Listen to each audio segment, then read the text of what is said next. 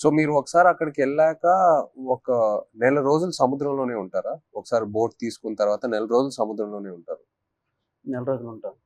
లేకపోతే మీకు కంప్లీట్‌గా బోట్ డెక్ ఫుల్ అయిన తర్వాత తిరిగొస్తారా? అది అంటే కొన్ని కొన్ని సముద్రం ఏటకెళ్తాం. చేపలెక్కి పట్టిందంటే 20 రోజులకి వచ్చేస్తుంటాం. హ్మ్. అంటే ఐస్ అంటారు కదా! హ్మ్. ఐస్ అయిపోయిందంటే వచ్చేస్తాం. ఓకే. చేపలు ఎక్కువ దొరికితే ముందు వచ్చేస్తాం. దొరకలేదంటే అక్కడక్కడ పట్టుకుంటూ నెంబర్లు కొట్టుకుంటూ, ఎత్తుకుంటూ పట్టుకుంటాం. కొద్దిగా హ్మ్. లేట్ అవుతది. హ్మ్. చేపలు దొరికామంటే హ్యాంగ్ వచ్చేస్తుంది గట్టికి. హ్మ్. అంతే. హ్మ్. ఓకే. ఓకే. ఓకే.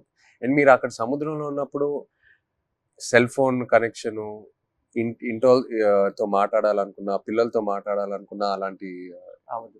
ఏ కనెక్షన్ ఉండదు. అవ్వదు. దగ్గరలో అవుద్ది. అంటే గుజరాత్ వేరే ఉంది కదా! అవును. పోర్బందర్ దగ్గర. అవును. దాని నంబర్ కొడతాం. ఒక 200 కిలోమీటర్లు ఉందనుకో, ఆ స్టీరింగ్ పట్టుకుంటూ వస్తాం. దగ్గరలో ఒక 20, 30 కిలోమీటర్లు టవర్ వస్తది మాకు. ఆహా! ఓకే. అప్పుడు పైన స్లాబ్ మీదకెళ్ళడం, చూడడం, టవర్ రావడం, మాట్లాడడం. ఒక్కోసారి కట్ అయిపోద్ది. 2 ముక్కలు మాట్లాడి మళ్ళీ చేయడం. ఓకే. అలా ప్రయత్నిస్తుంటాం అలాగా.